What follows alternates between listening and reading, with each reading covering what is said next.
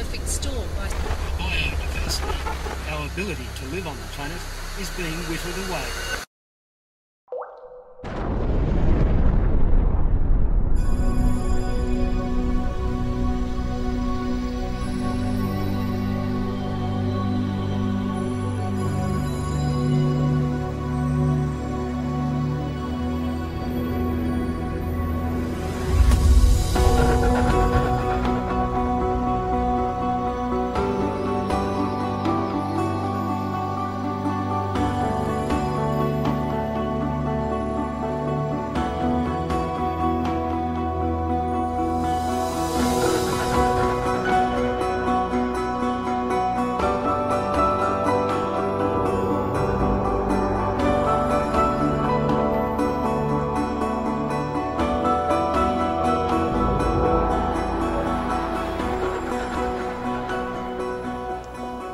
Who am I? What am I? Why am I here? How many times have you stopped to contemplate these questions? When you're on your way to work in the morning, how much do you notice of what's going on around you? What's going on planet Earth right now? Why is there so much pain and suffering? What's really real in life?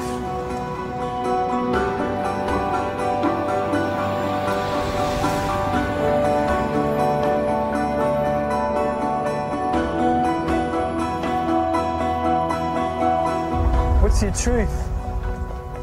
What's your highest truth? What do you really believe in? What stirs your soul? What is destiny? Is there such thing as destiny?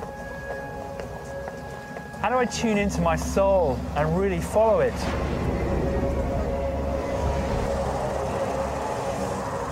What is enlightenment? What is ascension? What is this journey that's been spoken of by the gurus and mystics for centuries? Well, this and many other questions we're going to be asking in this video. Fasten your seatbelts, Dorothy, because Kansas is going bye-bye.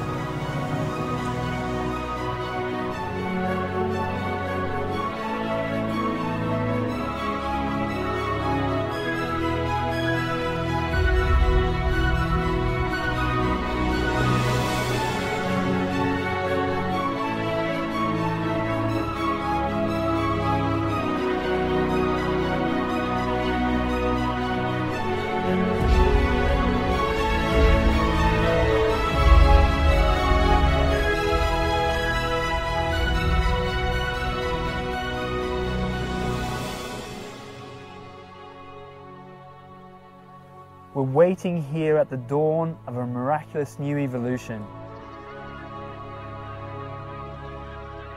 A powerful spiritual awakening is happening to people all across our planet. We're moving into a higher vibrational reality founded on unconditional love, joy, and mutual respect for all life. It's almost impossible to grasp the full magnitude of what's taking place all around us.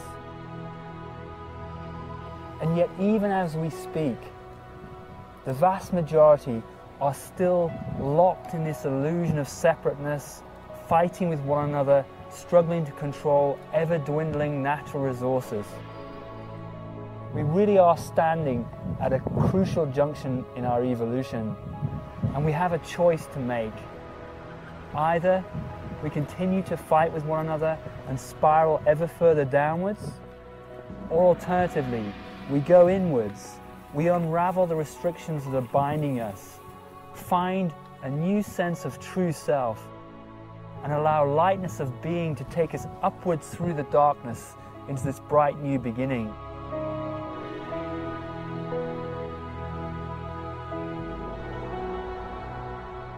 This documentary details from direct first-hand experience how to go inwards, unravel the restrictions that bind us, and access this higher paradigm, a heaven that exists here and now, all around us. It takes us on a journey of discovery through the internal layers of consciousness, peeling away that which no longer serves us. It provides an invaluable route map through the key transitions of our lives, through the 5 expansions of consciousness leading to our enlightenment and ultimately our ascension into the higher paradigm. Welcome to our new beginning.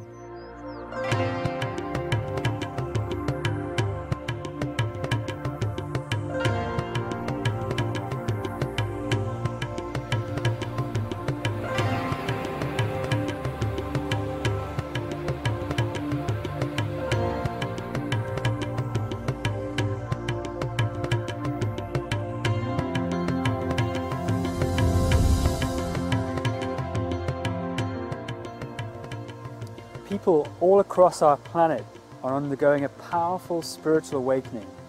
We're emerging from the darkness and into the light. It's part of an overall planetary process that we can call ascension.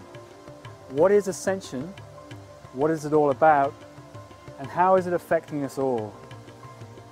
We can perhaps imagine that at the creation of the universe, light exploded in all directions, like ripples on a pond flowing outwards. But just as there's energy moving outwards to greater separation, there's also a powerful undertow, just as the undertow on a pond. And that undertow is inviting us and drawing us back to a greater sense of oneness and unity with all things. And this process of letting go of identification with this sense of separation from all, to going inwards and connecting with the heart and following that guided journey back to the discovery of who and what we really are, that process is called ascension.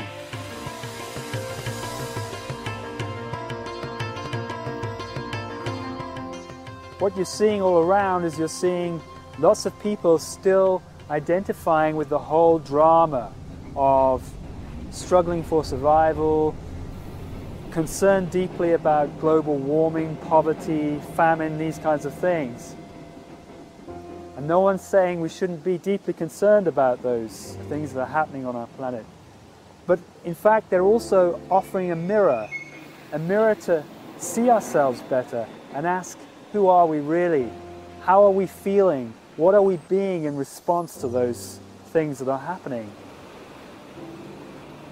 And when we start going inside and looking at who we are in response to all of that, it's then that we start to unravel the attachments, the distortions that have built up over countless lifetimes.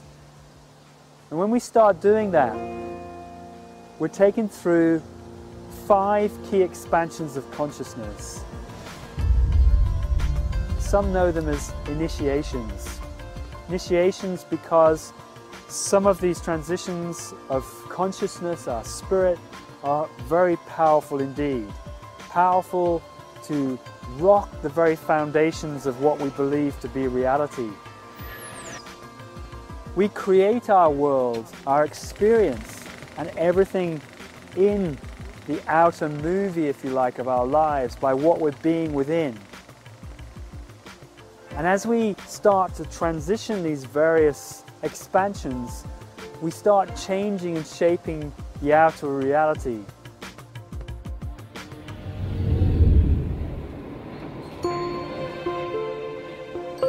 And so each gateway transition may be marked by a powerful change in our outer lives, maybe the ending of a relationship or of a career which no longer served us. Or maybe we changed locations to a new place which is more fulfilling and uplifting. And when these things happen in our lives, it's what you might call a ceremony, which marks that occasion as we expand from the old consciousness and into the new.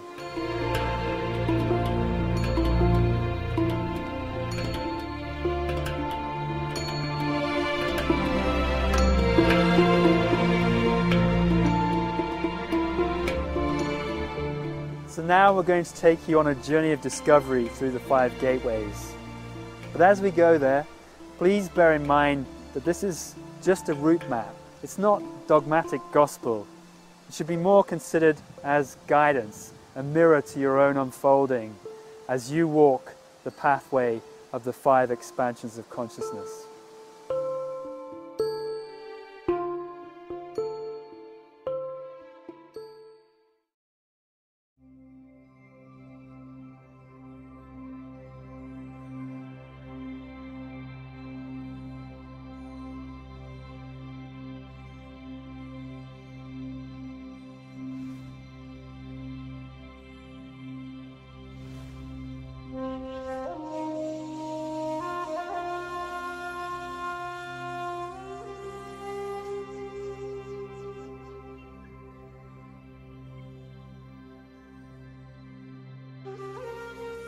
A gateway is like a universal marker where you know that your perception has radically changed and life will never be the same again.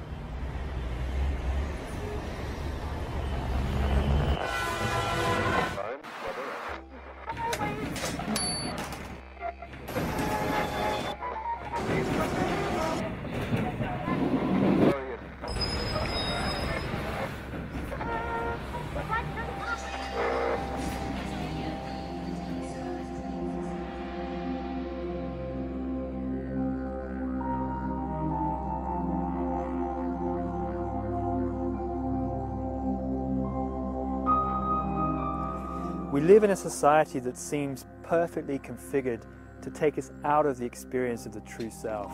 What am I looking for now? Everything feels backward.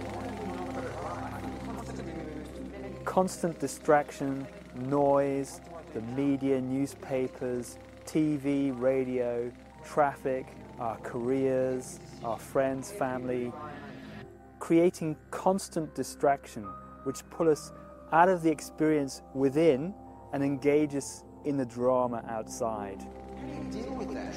Take the red pill, take the blue pill. I've taken my pill. What do I do now? And what happens is that the soul, our spirit, gets fragmented into conditioned behaviors and fixed thought forms that we take on from our society. I feel constantly in an alternate reality. And the soul gets dissipated into these fragmented behavior patterns. What do I do now? And we may live for many lifetimes in this way, constantly lost, constantly seeking something in the external drama, but never finding that illusionary goal which will give us a sense of fulfillment and joy inside. I feel like everything I know is wrong. I feel like everything I know is wrong. I feel like everything I know is wrong. We go to work, we come home, there's got to be more to life than this. What is all this about? I just knew something wasn't right. I was really depressed. I asked the question, who am I? What am I doing here? There's just been this yearning deep inside of me for the longest time. This feeling of isolation that I've had for practically all my life. I was probably about 14 and I was with friends in a shopping centre and I just had this moment of realisation. I just looked around it and I just had this real sense that this wasn't real and that there was something much further beyond that. And then one day, after many years and lifetimes of struggling and efforting, we might just surrender and give up. It might be sitting by a tree in nature one day when we see the sun coming down through the leaves and all of a sudden we feel something different. An interconnectedness with all things. You don't just see Mother Nature through the tired memories of our childhood. Instead, we actually feel the consciousness all around us. It becomes a part of what we are. And those experiences are typified frequently by a feeling of expansion, timelessness, awesome stillness, peace, maybe joy, sense of at-one-ment with all things. And when these things start to happen, when we can truly feel are at one with all things, we know we're beginning to awaken to the unity consciousness which pervades all things.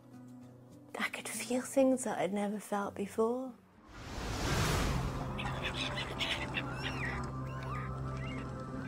I saw an animal and I felt like I was that animal.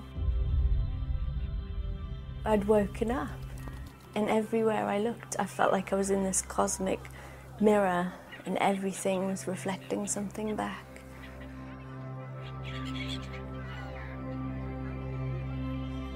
There's this kind of complete relaxation and peacefulness as a constant background, and feelings of joy just arise spontaneously and frequently from the tiniest thing. It might be, you know, the beauty of a flower or a bird landing on the windowsill. You notice the radiance of life, and in noticing that radiance of life, how could you possibly do anything to desecrate it? And when we can continually feel this sense of at-one-ment and joy, then it's a sure sign that we're stepping through that first gateway of expanded consciousness. And at that point, it's where we're becoming more the observer of life. We're kind of looking down on it. We're watching ourselves in our daily interactions with people, in our work, in our relationships, in everything that we do. And suddenly we realize we're not in the drama anymore, but we're up above it, looking through the drama. We've been released from it. We are liberated. That's when we're really stepping through that gateway. And it may well be marked by quite a powerful experience. It could be something miraculous that we notice. For example, some amazing synchronicity that guides us to a particular place or time, and we're being spoken to through the weave of life, and that really says something to us. It speaks to the very core of our being. Or it may be simple things, sitting on a park bench, just enjoying and tasting life in a way that we've never done before. It's when these things are happening to us that we can be pretty sure we've stepped through that first gateway and are now beginning to embark on the journey of accelerated spiritual evolution.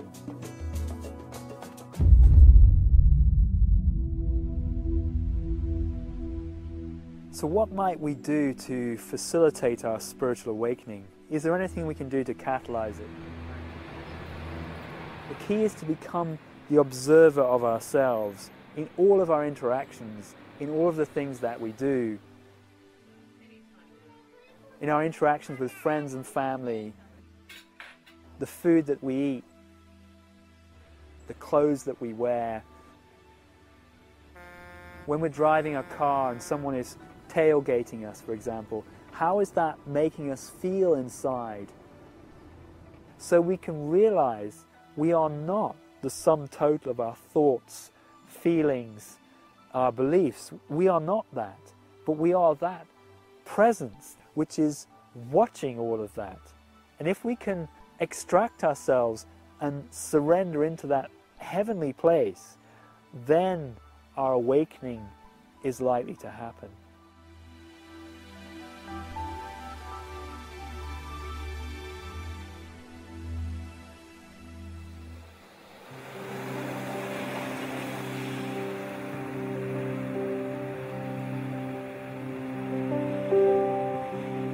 I had what I would probably call a pre-awakening, and in the pre-awakening it was like my mind was opened to the fact that there was lots of energies interplaying in this world that I'd previously not been aware of.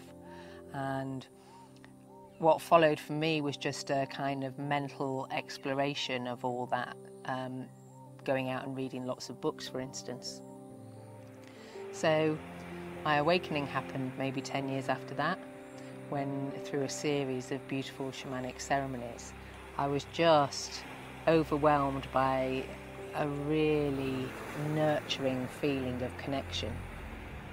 I get the feeling that my awakening happened when I was quite young, actually, or that I was always awake, but didn't necessarily understand what being awake was. I just perhaps perceived things differently. I went through the first gateway during a car crash, in which I thought I'd certainly die. When you face death, you have one of two choices. You can either go into panic and terror and fear of what that means and really close down, or as what happened to me, you can simply just completely and totally let go. I literally just collapsed on the bed and let go of everything. Everything I dreamed of, everything I loved, everything I despised, everything that meant anything to me.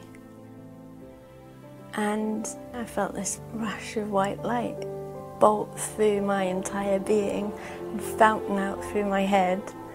And before I knew it, I was just immersed in a sea. It was actually an infinite sea of white light. There was nothing else. Everything had fallen away. It's like your consciousness just expands like a genie out of the bottle. And that's what happened to me, and I found myself expanding into what I later came to know as multiple dimensions of reality.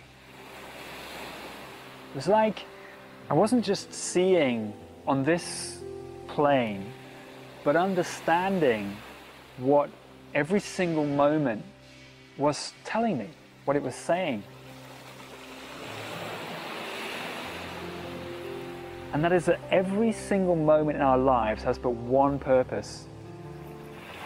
And that is to realize a deeper truth about ourselves. And this I was beginning to see.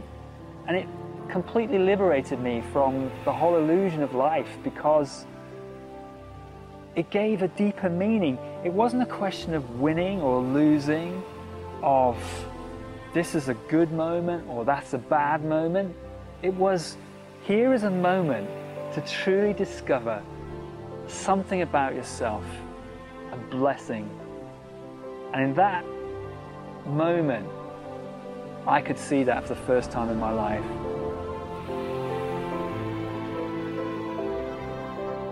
I felt unity consciousness for the first time. I felt connected to everything for the first time in my life.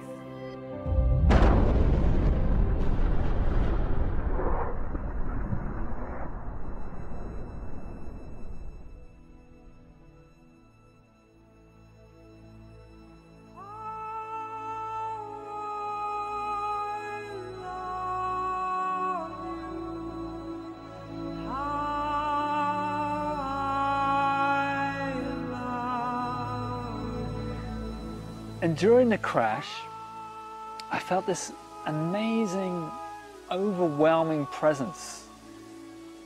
It was as if someone was sat on top of me with a big bucket full of unconditional love and just pouring it down, just kept pouring down this unconditional love. Now the funny thing is, I didn't know up until that point what unconditional love was. I'd not experienced in my life before. But there's a knowing when it happens, a knowing that must be intrinsic to us all, because I knew what that was. I knew it was unconditional love. And it was loving me just for me. It was loving the good, the bad, and the ugly. It was loving everything. It was almost like the universe came and just gave me this great big hug, and suddenly I knew what it was to be connected. And so in that crash, life changed irrevocably for me. From that point on, yes, I might have got lost in the drama a bit every now and then, but that memory, that experience, that consciousness was always there then to remind me just to let go and say, hey, come on, this is all just a game. Just let go and just experience unity with everything again. And so after that point, I never got lost for any real length of time again. That was my Gateway 1 experience.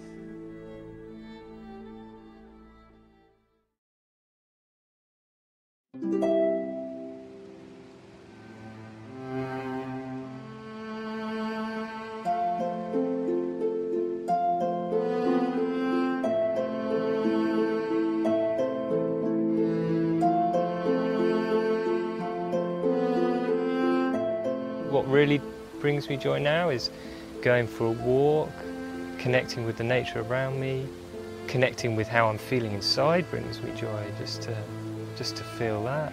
Really simple things. After my awakening experience, that's when I stepped consciously on the spiritual path. It's when we've been awakened for a period of time, we might then start to feel a pull that's taking us in a particular direction, kind of like a stream flowing down a mountain. A journey. Life is taking us on a journey of unfolding and discovery. The major gateway for me was Gateway 2. It was the one that really took all my inner resources to pass through. There was this massive realization that I actually had an enormous choice to make. Am I going to choose that path? Am I going to choose to live rightly in every moment, no matter what the consequence? I remember in my Gateway 2 experience that nothing mattered more to me than following the pull of my soul. And where is that flow taking us? Well, it's taking us to all the places where we get stuck.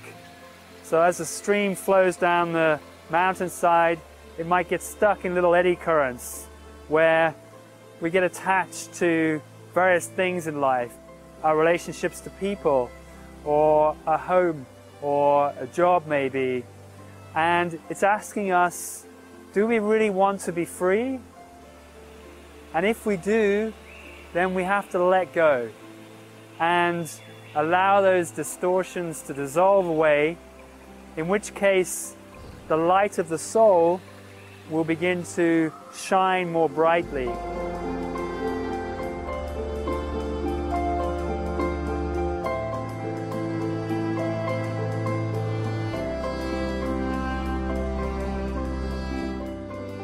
And what's happening is we're realigning from personality or mind-led choices in life.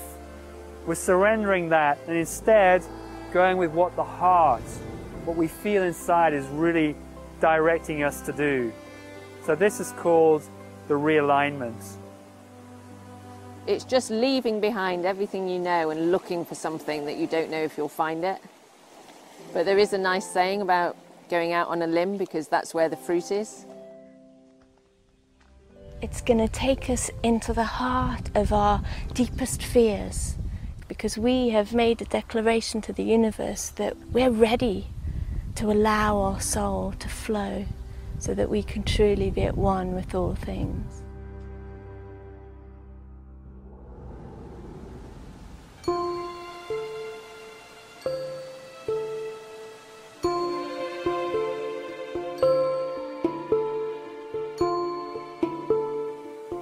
So how might we facilitate soul-led decision-making in life and really following the flow of the soul?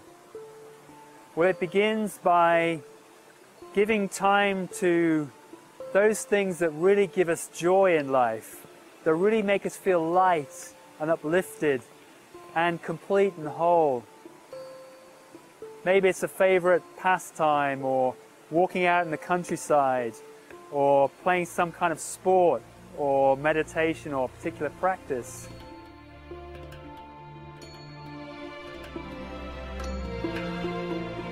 If you can find some space for yourself, be in nature as much as possible, take part in the things that just make your soul sing, the kinds of joy that lit you up when you were a child, then those are the things that will help you break apart all the conditioning and all the tightness that's been imposed on you. If we take the time through our daily lives to give as much time as possible to those things that give us joy, then we'll connect more with that real deep soulful feeling inside more and more. The soul gets stronger and stronger. And so attuning to those things which give us joy is the first step. And as we do that, the heart begins to open. which means that we're perceiving more and more through first the 5 senses. We're seeing things more brightly. Sounds are crisper, as if they're kind of inside of us when we're listening to them. We feel the vibrations.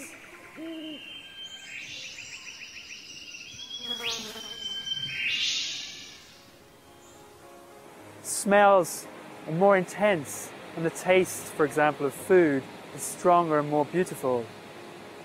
When we taste food, really taste it. Notice scents, smells, fragrances around us. The sounds. We feel at a depth that we never felt before. The simplest thing becomes the most beautiful thing you've ever seen in your life.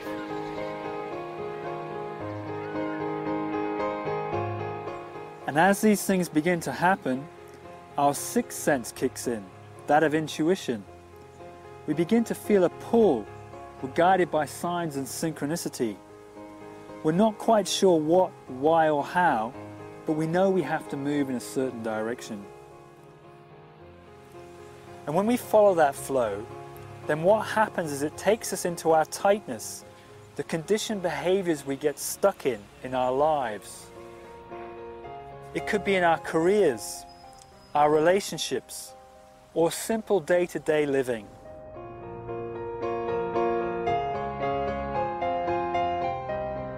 We're creating an ever-changing mirror through that synchronicity, saying, this is what you are being now. Does that serve you? Is there something else inside which is a greater expression of who and what you are?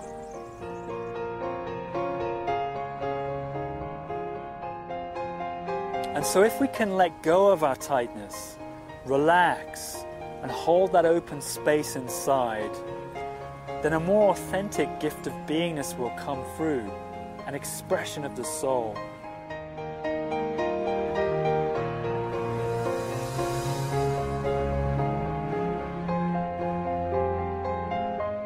Then frequently, our outer world is going to reflect that new beingness back to us through divine acts of synchronicity.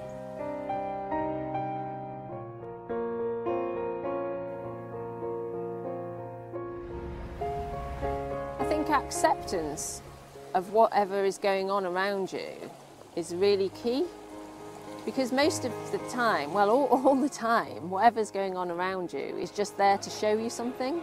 All you're doing is looking for the message in what's going on. You don't need it to be a certain way anymore. It's a completely different way of being.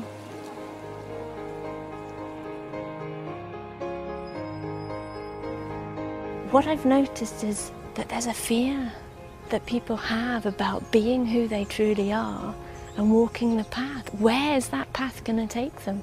What impact is it going to have on other people? How are we going to pay the bills if we leave a job?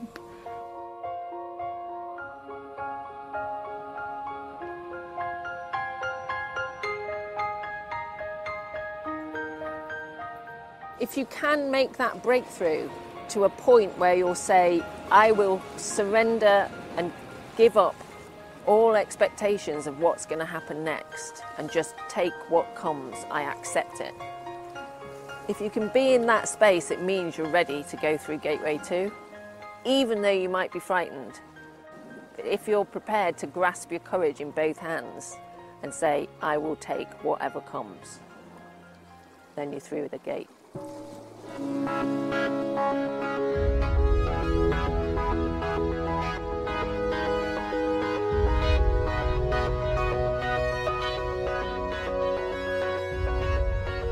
So after the awakening, I went back into my traditional, typical, normal lifestyle, if you like. I was a wealthy businessman, married with 2 kids, but in truth I was really depressed. Although I was trying frantically to keep my head just above the water. But at the same time, I could see how people and how I myself was not living a life that completely fulfilled me, that completely allowed my beingness to unfold itself and express itself.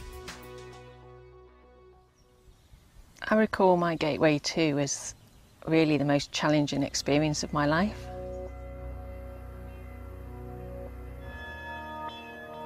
To grasp the courage to move beyond the expectations of everyone around me, and to know I was hurting people around me, was a truly testing experience.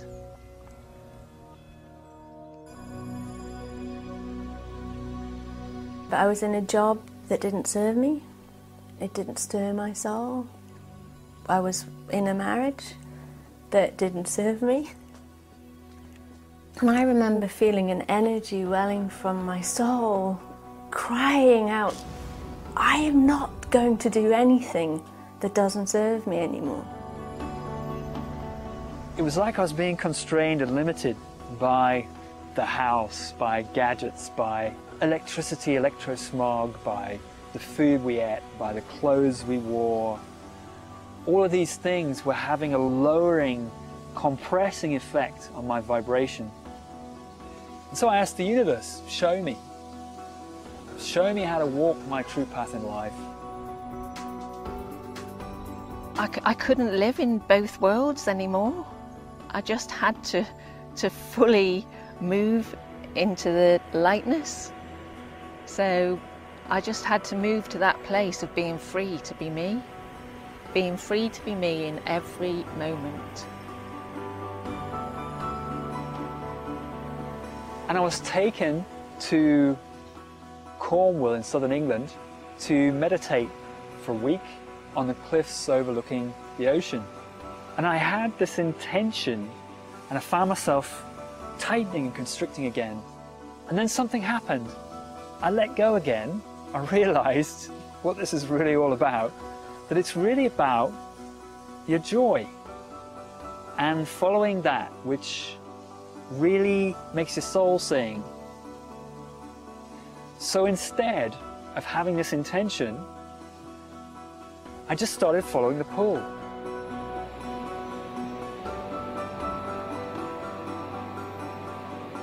It was magic just to watch, and then just to, as you're watching, really just dissolve into the feeling of what you're seeing and experiencing.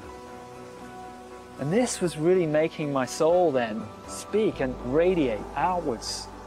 And so I realized that simple things in nature were beginning to speak to me. You could look up into the clouds and see a cloud formation, and if you just opened and asked, what does that mean? Show me. You'd actually feel something inside. You might not actually get it intellectually, and that's okay. But the key is, what are you feeling inside? Is it helping you open up and let go? And so my meditation became a living, breathing, walking, moving, spiritual act. And that really helped me unfold. It was a challenging experience to leave my marriage, especially when I had a baby. But I felt such unrest and such lack of peace, and I didn't know what I was going to do. It was when I committed, when I made the commitment to leaving, everything started to fall into place. Miracles happened. I found the right house. That was definitely a realignment experience. And so when I'd done that, when I'd taken that courage and when I'd leapt off the cliff, there was a complete feeling of liberation and a feeling that actually this was the beginning of my life. This was the time when I was really going to find out who I am. Just being me. I felt joy. I felt like the world was mine and I could do anything. There was nothing that, if I followed my soul, that wasn't possible. And then something profound happened. I'd asked this question, how can I follow my truth all the time? Not just every now and then, not just when it suited me. How could I follow my highest truth the whole time. And as I completed my final meditation on the last day, this incredible bird, this kestrel, rose up the cliff and it hung in the air just before me, only a few feet away, maybe 6 or 7, 8 feet away. And I suddenly knew this message was meant for me, and there was this instant connection, so strong that it brought tears to my eyes.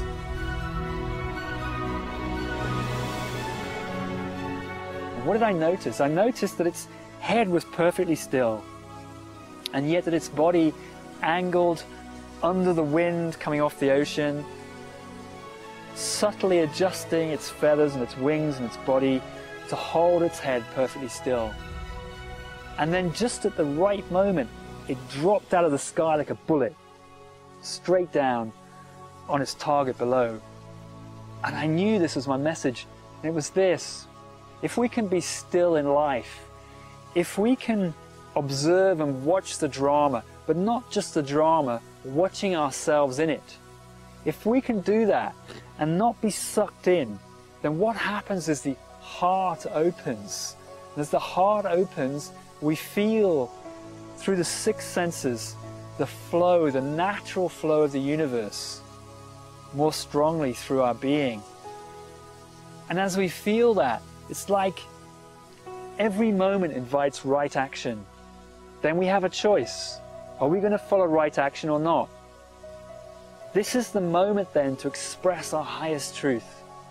And if we hold that open space, then spontaneously truth will arise. That was my understanding of how to walk the path.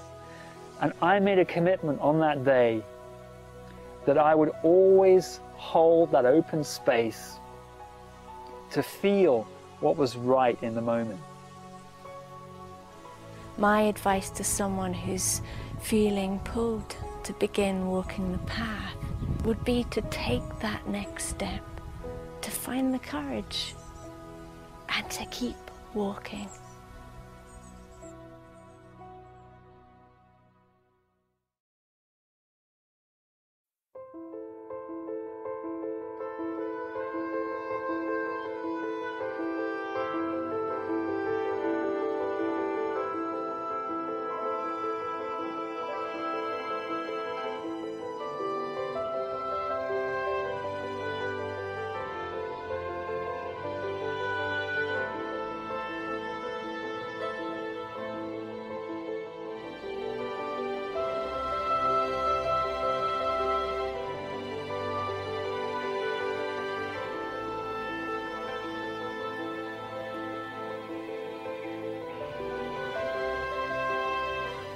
For me, going through Gateway 3, the next big shift was probably the most cataclysmic shift to date. The Transfiguration is another powerful transition on our spiritual journey, perhaps even the most powerful of them all. Prior to it, we've been identifying with our inner child and our inner teenager identities, a false self which has been built up through the conditioning of our lives, our background, our parents, our friends, and society in general. And we've been acting through that filter, that false self. We're in the Transfiguration, and in the build-up to it, these conditioned neural pathways in the brain start to shatter. And as they do so, the seer arises out of the false self, just like a phoenix from the ashes. We're now riding the soul like a wave through the outer experiences of our lives.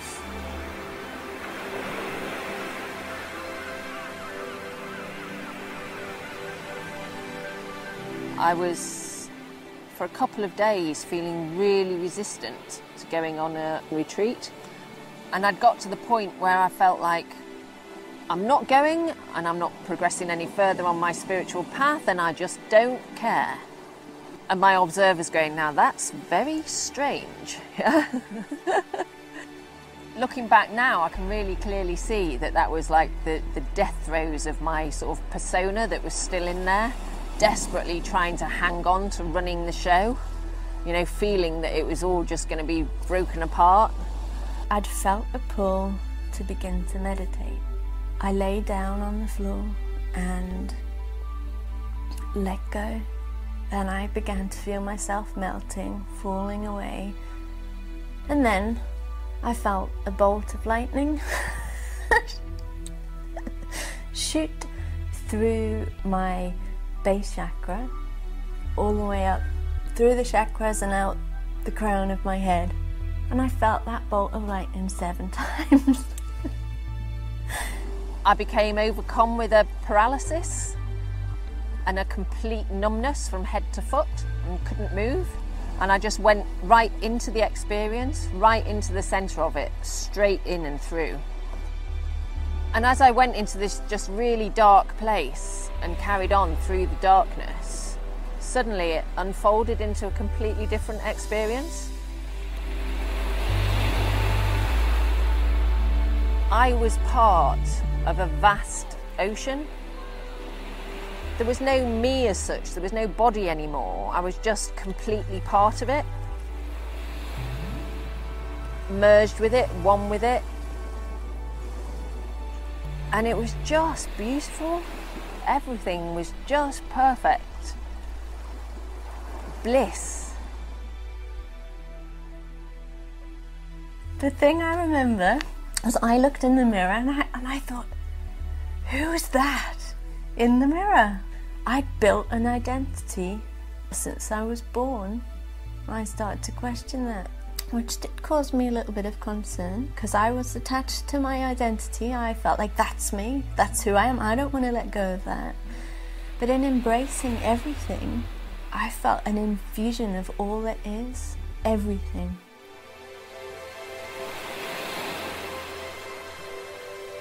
And so I was just enjoying being in the bliss. But somehow there was no I anymore.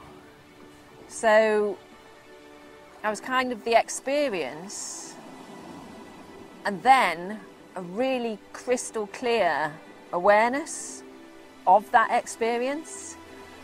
And it was so crystal clear, I recognised it as being the seer. It was a colossal surge of universal life energy. I didn't understand that at the time. I didn't know what it was. This energy brought me to the transfiguration. So it can feel like a very powerful and sometimes destabilizing experience. But as it happens, it's really clear that something major has shifted within us. And we look at the world in a much different way now. We know beyond a doubt that we are at one with everything. There is no separation between us and what's out there. We are one.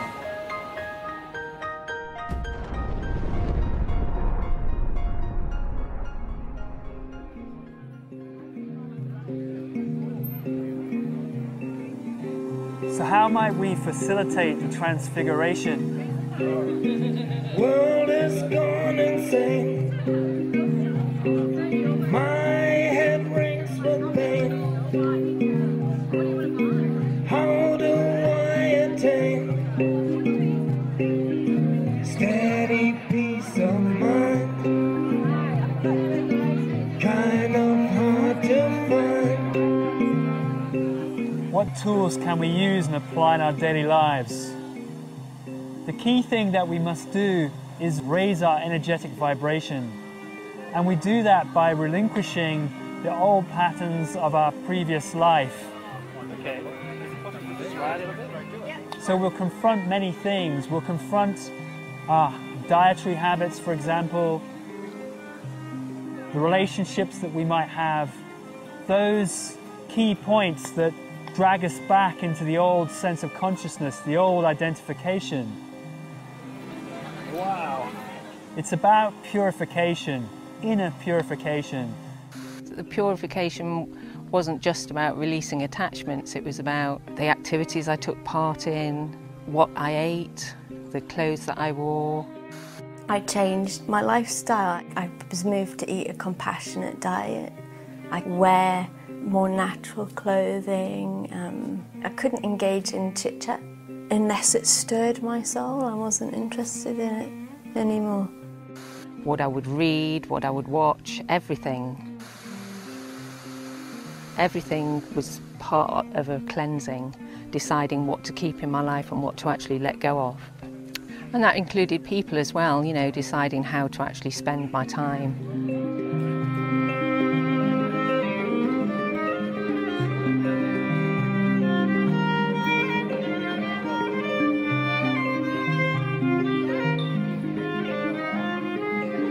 I was guided to move away from people who pulled me back. And for me, that was absolutely crucial. If I hadn't done that, I never would have got any further. You know, live by myself and live very quietly and not interact with new people.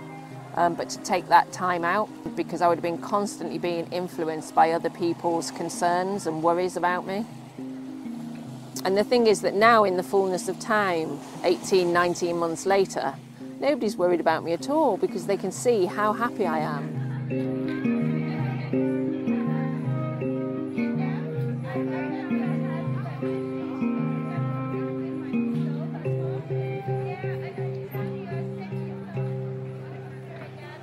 It might also be that we wish to get engaged in particular spiritual practices, be it some meditative art or some body work, something that really gets us to go deep within ourselves and question the motivations for our actions in daily life.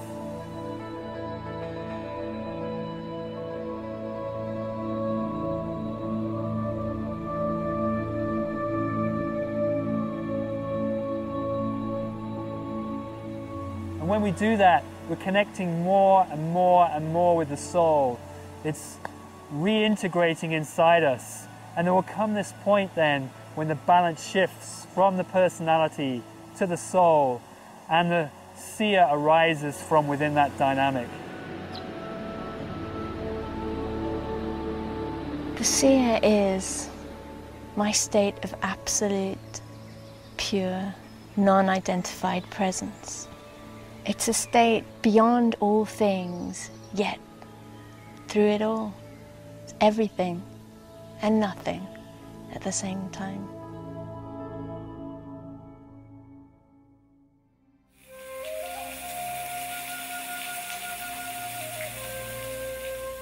So following my realignment, I found myself on another journey. It was a journey of inner purification. And I was also caused to confront what I've come to know since as the inner child and the inner teenager identity. And it was kind of like a roller coaster ride. One minute you were really down in the depths of all of this density and darkness that you'd known before and unraveling all the rubbish. The next minute you'd go through that and you'd be riding high on some wave. And I followed this path for many months. And bit by bit by bit, I found my soul reintegrating inside, getting stronger, flowing through me stronger and stronger and stronger, such that its core, its voice within, I couldn't deny it anymore. I just had to listen to it.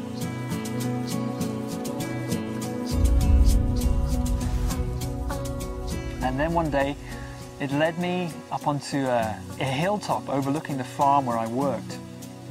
And this huge movement of energy inside happened, flowing from a base all the way up through my spine. And it's like the whole of the top of my head just lifted off, and this energy just flowed straight through me and out of the top like some fountain, joining with the cosmos above. And it wasn't until later that I discovered I'd had a full-blown Kundalini awakening.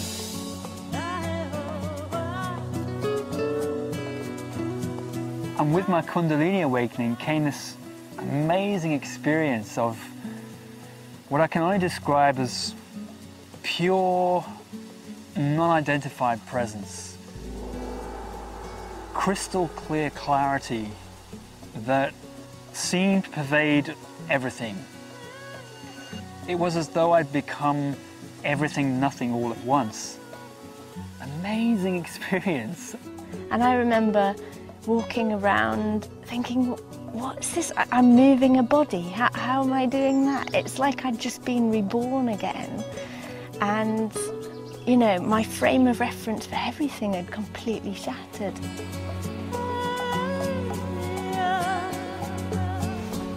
I didn't know how to deal with that amount of energy, and so I ended up leaping out of bed and just running around the house, and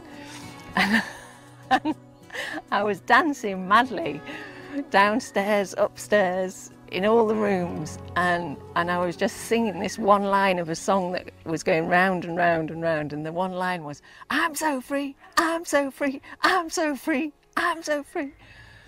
A kind of just a crazy madness, just beautiful. And what I also found was that from this place of pure presence, then action just wanted to happen. It was like energy was just flowing through me.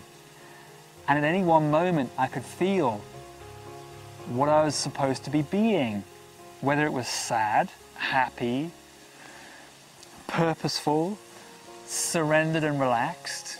It was as though all of these things were just arising of their own accord in relation to what was happening around. The childlike me is still very present because that's an innate, natural, innocent joy, and it's more able to be unleashed because it's not inhibited.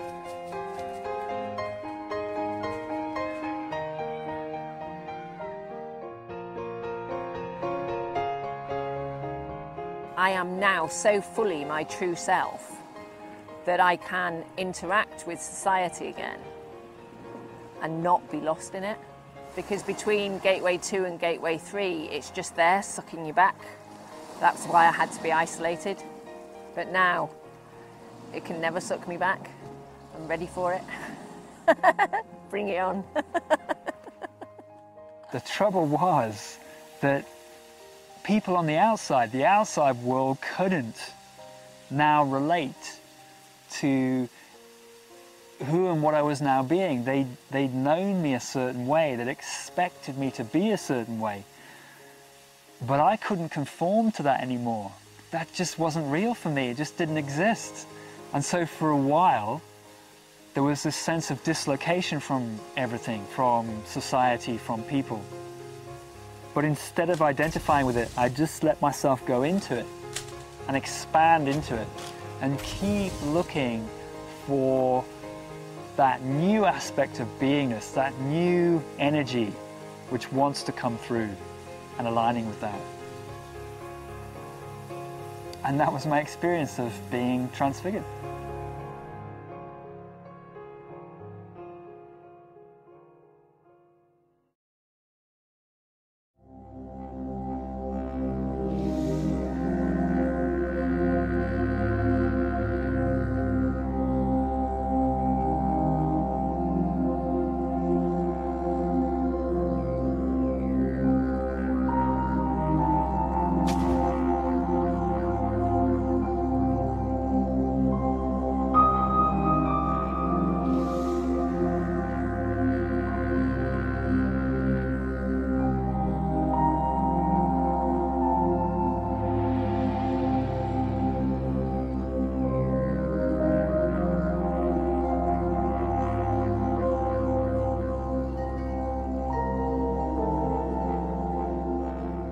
After I'd gone through Gateway 3, I felt like I really would like to have a break.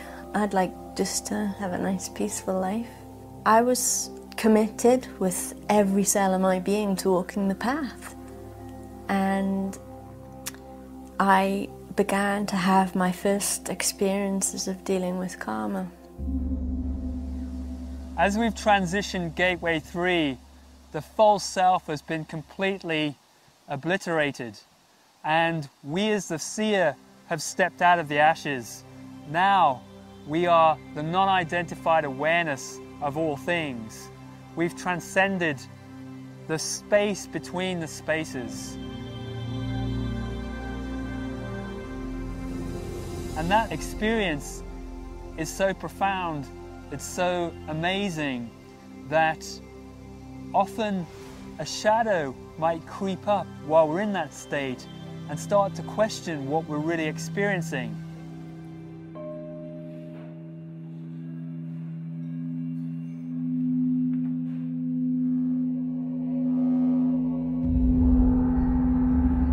We're in an enlightened state now, but we're not quite comfortable with it. A fragment of soul is still identifying with the drama somehow.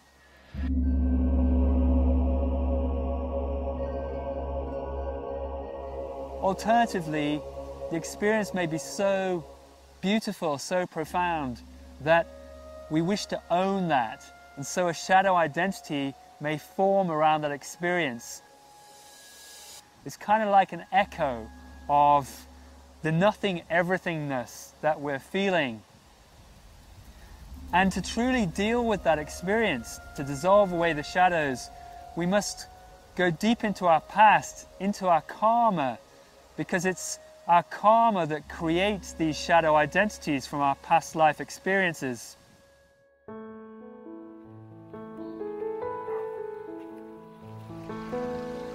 Karma creates the world around us. It creates what we see. It creates how we perceive ourselves. Karma is the balancing effect of the universe that allows me to know exactly who I am. It influences everything, yet not everyone is conscious of that or aware of that and in a place to process that.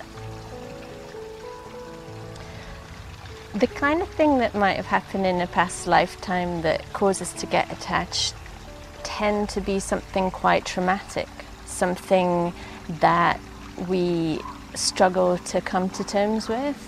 Typically it might be the way we've been killed, a great loss. We may have lost loved ones in quite traumatic situations and things like that. And we tend to bring that with us unless we're able to be awesomely okay with that. We tend to bring that into the next lifetime and recreate that in a different way so that it gives us the opportunity to go into the heart of that and release ourselves from that attachment. The only way out is through. Well, it's this point that we really must surrender and trust in divine guidance, because if we do, divine guidance will take us on a journey, kind of like a labyrinth. We're taken through a maze where we confront twists and turns in our lives. It's in these places where the shadow is arising, and we must confront that.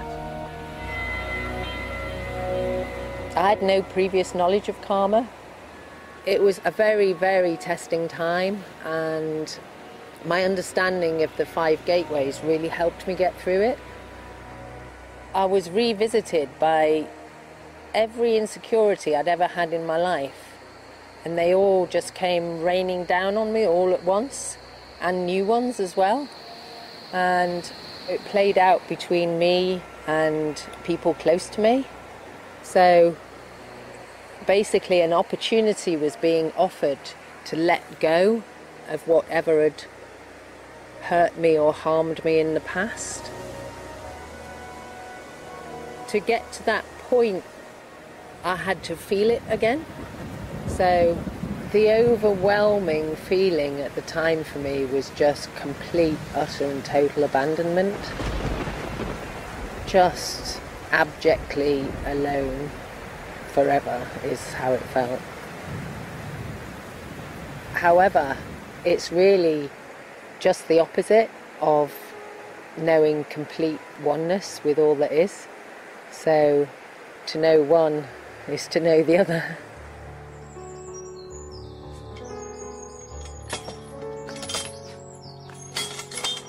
It sounds really challenging, and it is really challenging, but the liberation that we experience is truly profound. It's more profound than anything we can experience before that. And so we might be taken through many incidents like that to dissolve this karma, which is why people call this transition the crucifixion. Till ultimately, the soul is completely reintegrated within us, and we are the seer of all things, riding the soul like a wave. We are centered in our truth. We are now completely enlightened.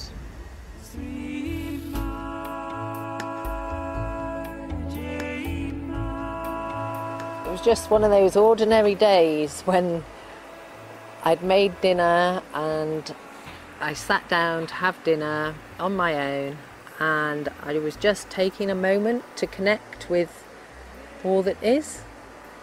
And when I opened my eyes,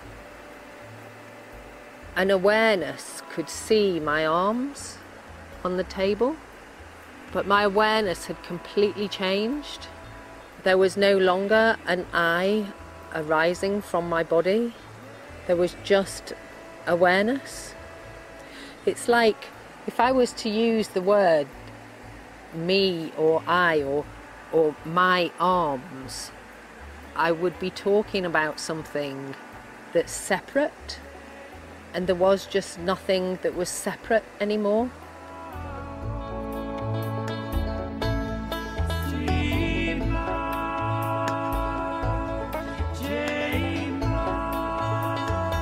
So what are the tools that might help us through Gateway 4? Well, the first one is self-vigilance. That means to watch what we're feeling inside and watch our motivations for action. Are we behaving completely authentically, or is there still some hidden desire for an outcome in this drama? And if we keep watching ourselves with profound self-honesty, then we may also then trust in divine guidance that we'll be shown the way. And if we do that, we'll get caught out, we'll get caught in surprises where we're kind of blundering into obstacles and wondering why life has taken the twists and turns that it has. It's almost like the universe is having a great cosmic joke at our expense. And it's at this point that we reconfront our karma. So we might be looking for essences of past life experiences. Maybe we don't quite know why we're feeling the things we're feeling, but they are coming up.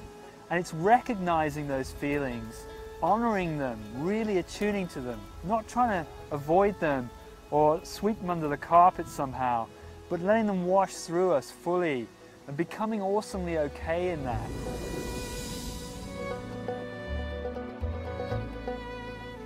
The key to processing karma is to go right into the center of whatever we feel. Explore it with every cell of our being. And when we do that, we find it falls away, it dissolves. And in that situation, looking for a key, just something to unlock the door, just to remind us that this is really all just an illusion, and we can release ourselves from the drama. For me, it was openness. Just that word openness helped me let go as I was really suffering. And then finally, we'll know when the fourth gateway has been completed, because there'll be a sense of having accomplished something. And we settle into an awesome state of okayness.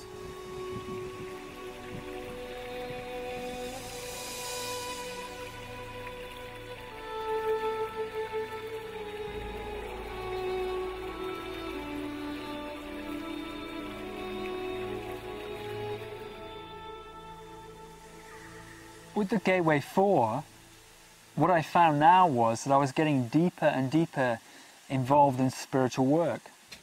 If you look in the patterning of the two jobs, if you look at what went on, it took me a long time to realize that there was a little fragment of my soul which was beginning to own that experience, that wanted it to be, that was pleased, if you like, at the progress I was making, that wanted an outcome.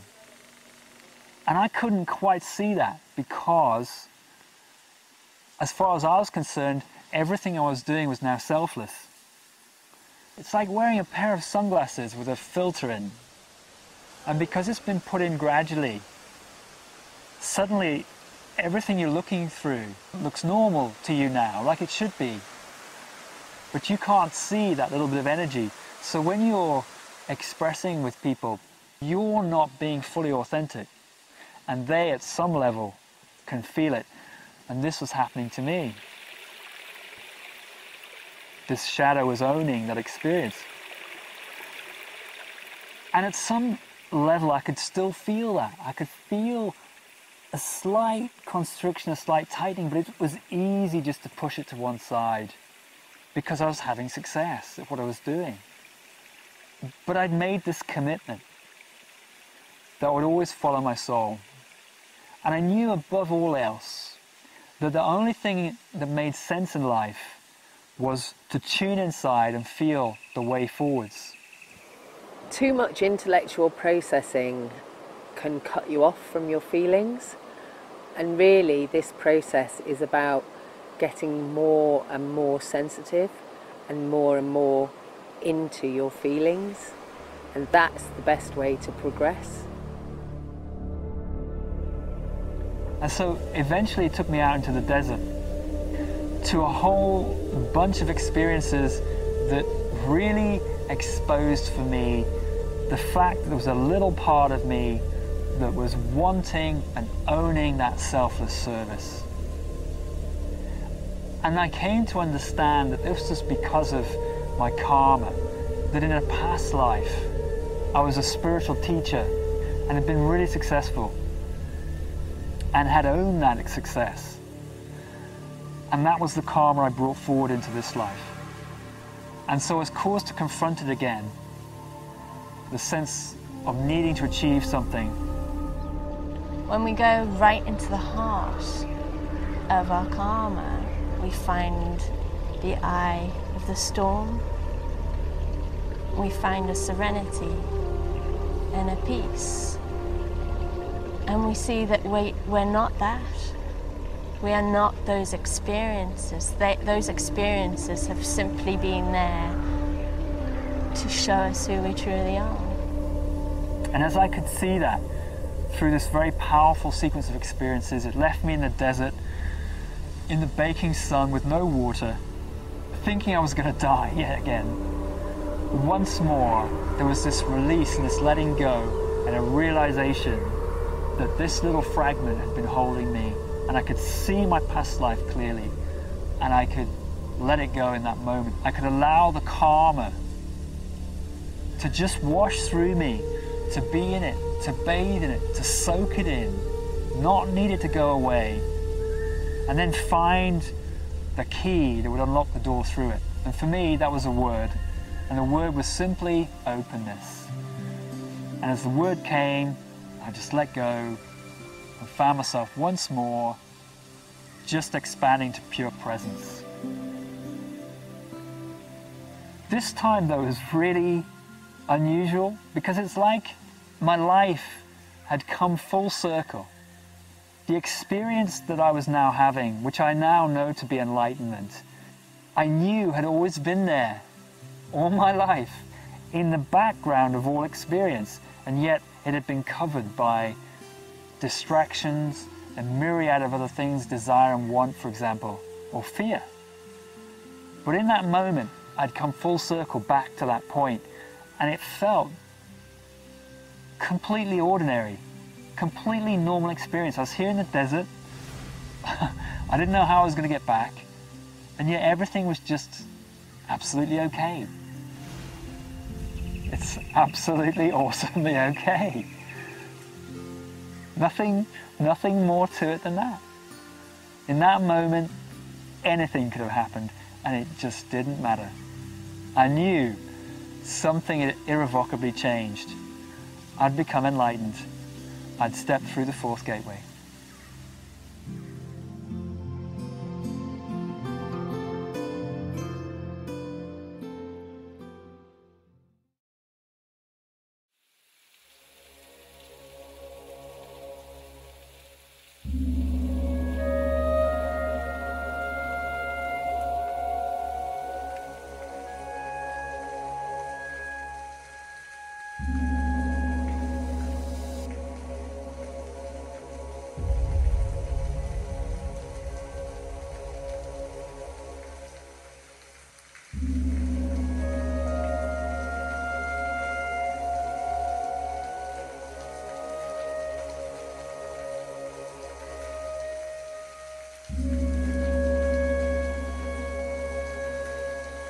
The primary vehicle of expression in this plane is the physical body. It's the ultimate expression of form. It's very common that we get lost within that form. We think we are that form. The final gateway is called the resurrection, the fifth gateway. What is this all about? What am I looking for now when everything feels bad? Well, in our earlier part of our journey, as we've been identified and kind of lost within this external drama, then the full complement of human skills have really closed down. We don't just have one body of expression, we actually have 7. And they range from various essences of consciousness, from physical through to energetic and etheric, spirit light body, for example. And many of these have closed down as we become so identified with the physical body. Well, in the fifth gateway, the soul is allowed to flow freely, and the soul will now finally enter all 7 bodily vehicles of expression. It will cleanse them, it will purify them, reactivate and re-energize them. So what happens is we start to acquire new skills of sensitivity. Our psychic skills become stronger and stronger and stronger. We sense much more of the surrounding environment. We read synchronicities much more strongly. We get to see that there's this natural flow. We become part of that natural flow. It's happening all around us. There's no separation of our action and the coordinate activities of the universe.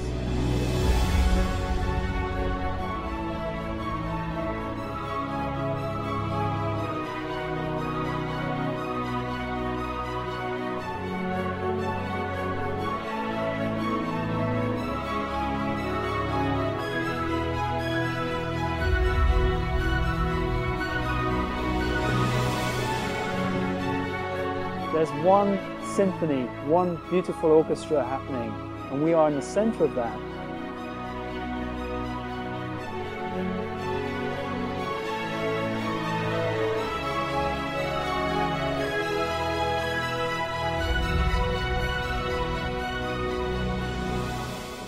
As I let go of anything that doesn't serve me, a magical path forms in front of me. That's far more magical than anything I could create with my mind. I'm creating in harmony with the universe, and everything that forms around me is divine. So in this transition, gradually over time, we are dealing with the final fragments of conditioned behaviors. We're no longer lost in them, but we will reactivate them. So for example, if we've had attachments in the past in relationships, it may well be that our beingness manifests a partner that's very close in our vibration, which brings out those distortions in us. And here really is where profound self-honesty is required in those relationships, to own up to our own energetic issues and to go deep within those and dissolve them. So we're behaving all the time more and more authentically. We're owning our own creative process. We're blaming nothing outside of ourselves. We are absolute creators and therefore masters of our experience. This is the Gateway 5 transition. And so it's like I am truly part of the co-creative force of the universe now. That is my way of being, and it plays out for me every day in different ways. And when it plays out in what I would call a kind of big sequence, it's so moving, it's just so divine. There's absolutely no need whatsoever to intend anything at all, to manifest or create something, because we are that creation.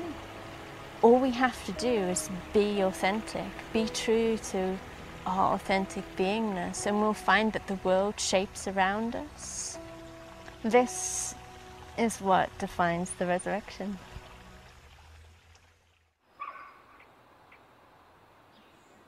So how might we facilitate our resurrection? It's likely that we'll be taken into everyday circumstances to experience this, and sharing with our friends, family, partner maybe. And the key here is to recognize where the fragments of distorted behaviors might creep back in. The key is to place your awareness in it, and to open and relax will allow those distortions, those final fragments, to dissolve away.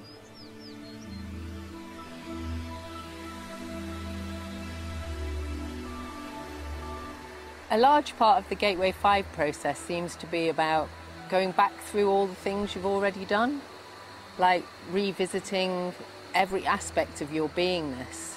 So it's kind of like weeding a garden. You might go through and pull up all the big obvious weeds, but once they've gone, you can see the little tiny weeds, and you can go through again, taking out things to a finer and finer level.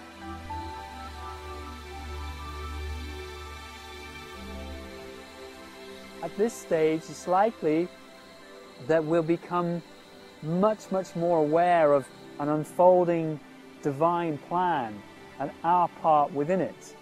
And the key is to really surrender into that role, surrender into that plan, and recognize our role as light workers and be a positive force for change. It's our purpose here to bring in light, to help others to see the light within themselves and really magnify that and glorify that for everyone else, in which case we raise our collective vibration. When we're in Gateway 5, the purpose is to allow our authentic beingness to infuse into this world so that others may see that inside of themselves.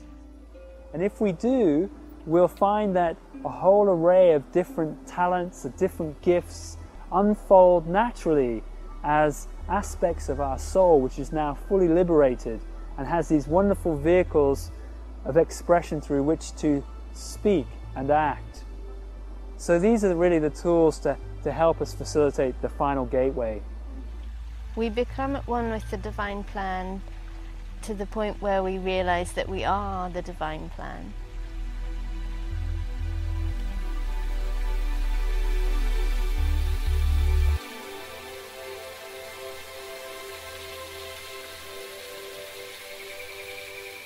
For me, the fifth gateway, it was like I'd begun the enlightenment process all over again, because it took me back into relationship. I'd come out of relationship much earlier in my journey and felt that this was it, that I'd always be on my own, a monk, a celibate monk, and I was really happy to be in that space, have my own life, my own way of living, but it just wasn't to be. You know, whatever we may hold as some kind of intention, I've come to realize the universe will just blow apart. And so I was taken right back into relationship, and I met this beautiful person I came to know as my soulmate. But you know, the interesting thing about a soulmate, it's not like you waltz off into some beautiful sunset and everything is happy ever after together. That's not what being with a soulmate is all about. What happens is you're looking into a mirror, and you're looking into the mirror the whole time, and nothing gets through that mirror without you seeing yourself and seeing where you get tight or your field closes down in some way because of old patterns, still fragments, just remnants of old patterns and energy that's in your field. Maybe because you were selfish in relationship, for example. I want to get relaxed. You're not getting engaged in the drama, are you? You sure? The outcome doesn't matter. And if we go back... So I found myself confronting all of this tightness, and what was happening was, all the while I was expanding and opening new channels of beingness and action, and multi-dimensionality. So it was like you could read continually the deeper meaning behind all events and circumstances, especially those events and circumstances that made you get tight. It wasn't like some, you know, magical wonderland. It was continually confronting the tightness, like hammering a nail into the wall and banging your thumb, or trying to put wallpaper up, or digging the garden. Do you get tight around those things or not? And they all spoke. They all had a deeper meaning. And you could feel all the time this natural flow in and through those events. So when you come to a place like this, a beautiful place, an expansive place, it's now like everything is speaking to you. The birds, the insects, the trees, the rocks, they come alive. And you are at one with that. And you're feeling that the whole time. Your undeniable place within it. It's like living your life surrounded by miracles the whole time. It's like when you were little and the world felt magical, and then somehow that all faded away. And now it's like that's reclaimed when every little nuance of life speaks to you. Every petal, every flower, every bird, every cloud, anything that can carry a message. When that's speaking to you all the time, life is truly magical all the time. So now we're being fully multidimensional. We're connecting and communicating with life on multiple planes of existence. The full complement of the 7 bodily vehicles of expression are now open and activating and working positively for you. That's the full-blown 5th gateway experience. And now we are liberated, we are free to continue our path onwards and forwards into higher realms. But it may be that we choose to stay, or we're given to stay. It's our destiny to stay, to help others on their journey of unfolding. And for me, that's what's happened until it's my time to move on.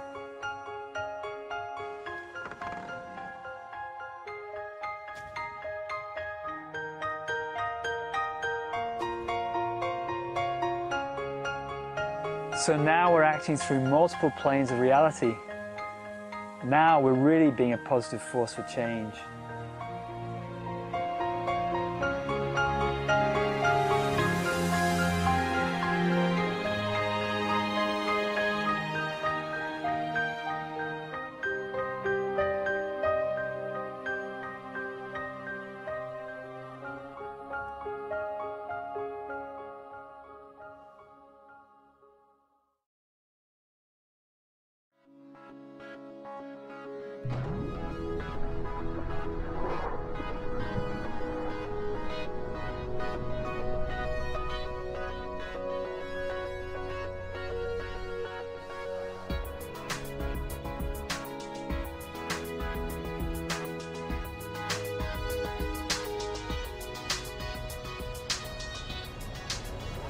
They say that it's always darkest just before the dawn.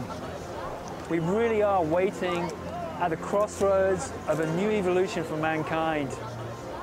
Many are still stuck in this reality, in the old world, the old values, the old existence that just doesn't really serve us anymore. And there are others who are going inwards and saying, there must be something more than this. And I can tap into that when I really peel away that which doesn't serve me and access my true human beingness.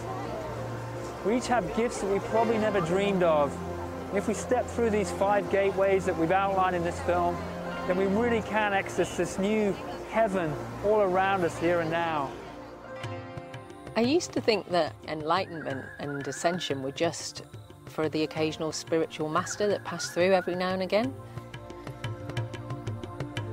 But what I now realise, it's actually the natural spiritual progression for all of us.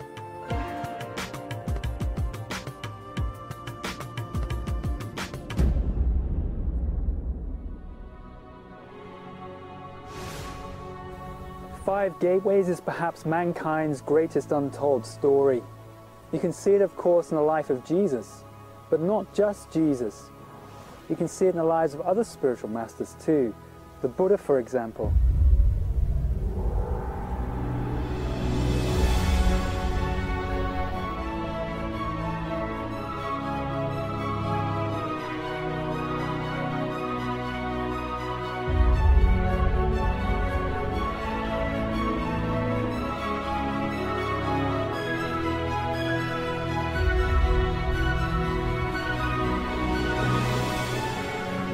Now the time has come to dust off the pages of history, to open our minds and open our hearts and look at the story from a fresh perspective.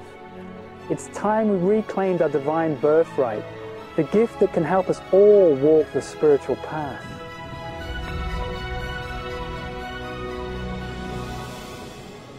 That, to me, is the message of the 5 gateways. So as you walk the path, each learning is really integrated into your being. Understandings just drop into place. Concepts actually become knowings.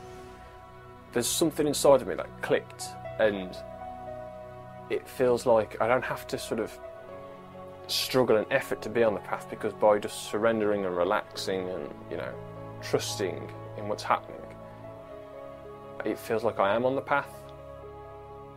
Stuff's going to happen, and I'll just have to deal with that. That's okay.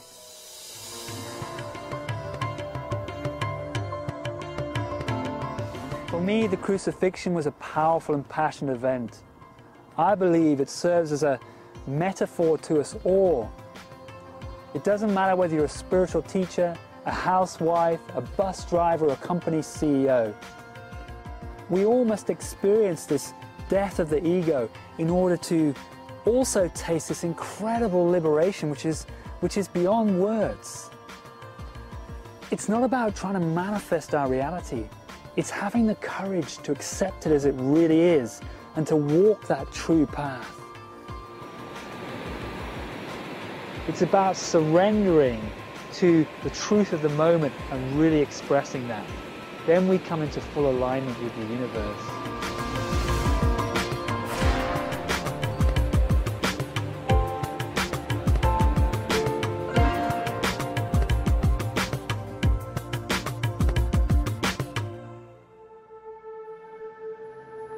You know, we create our reality by what we're being within. It's like with a cinema projector, creating the outer movie of our lives by our inner configuration of consciousness. Now, when people discover this, there's often a temptation to try to manifest or control the outer reality by controlling the inner one. This is ultimately self-defeating. After all, we are who we are. The real secret to unfolding our destiny is simply to remove all the internal obstacles to it.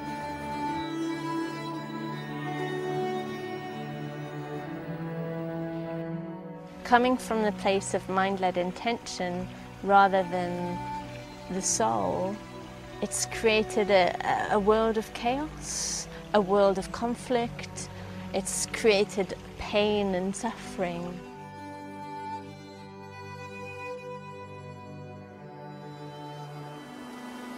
You know, we're not living in one world but two. The lower world is based on a system of inequity and injustice.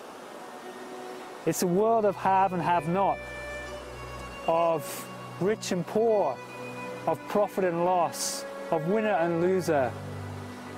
It's an outdated system long past its sell-by date. And yet there's another world, a truly beautiful world of interconnectivity with all. It's where all life is cherished and respected. It's where we receive with one hand, and with the other we give in equal measure. It's about spiritual enrichment and continued human evolution. Now these two worlds are beginning to separate. The energy is moving from the old world and into the new. And as that energy moves, the old systems, the old structures are fracturing and breaking apart. It's that sense of freedom and liberation which is being released from that. And as that energy moves into the higher paradigm, we're going to see those old systems crumbling and cracking all around us. You know, one world has a future and the other does not.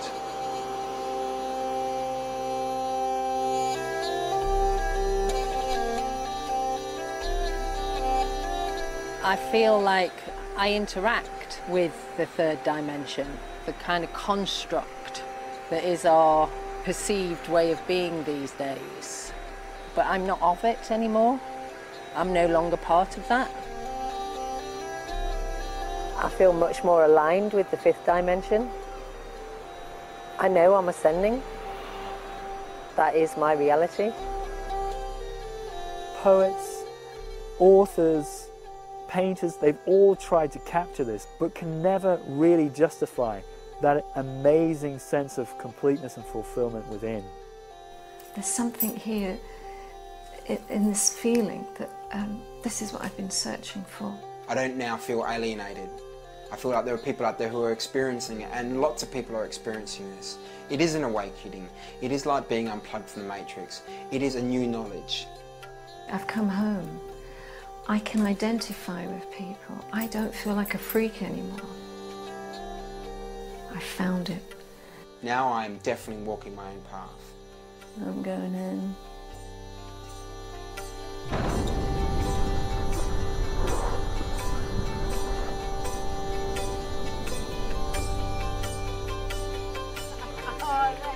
The term ascension means to me the promised land. It's glimpsing and moving to the promised land. It feels like, you know, I've just gone through a big shift of energy and I'm sort of discovering what ascension means in every sort of moment. You know, it's one thing to hear about it, but I mean, it's a completely different thing to experience it for yourself. I just have to keep discovering.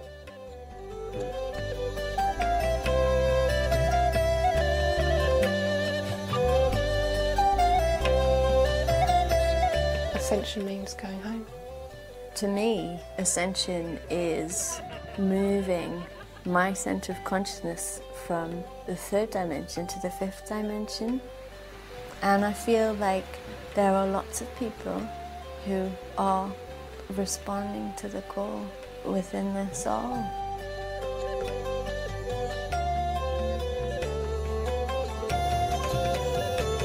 Many people are beginning to look around them and look at this circus that we're living in and ask, does it really serve us?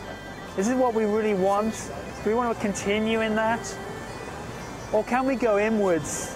Can we peel away these veils of illusion that restrict and bind us?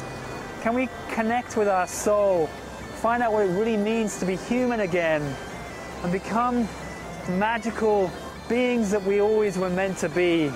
It's a destined way of living that is here and now open to us all. Are you ready to make that choice? Are you ready to step from the old reality and into the new? The choice is entirely up to you.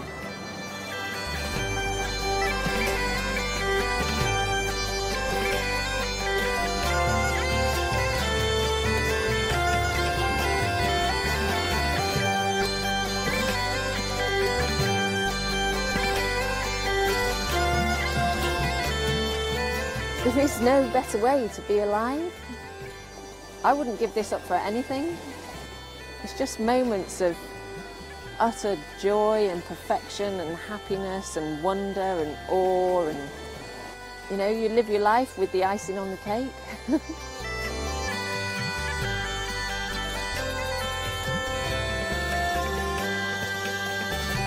When I feel my consciousness center in that vibration, the density of the world falls away. It ceases to be. It has served its purpose because we have reached a stage in our evolution where we don't need to feel that. We look with something that's beyond these eyes, so we look with the soul. We communicate with absolute authenticity. There's nothing but profound honesty with ourselves. that there are no shadows. There's a transparency, a love beyond anything we can really experience in the third dimension. It's like a big, loving, cosmic embrace as a way of life, where all our needs are met. The energy exchange doesn't even come into it. There's just isness. We just are. We just flow. There's just a flow.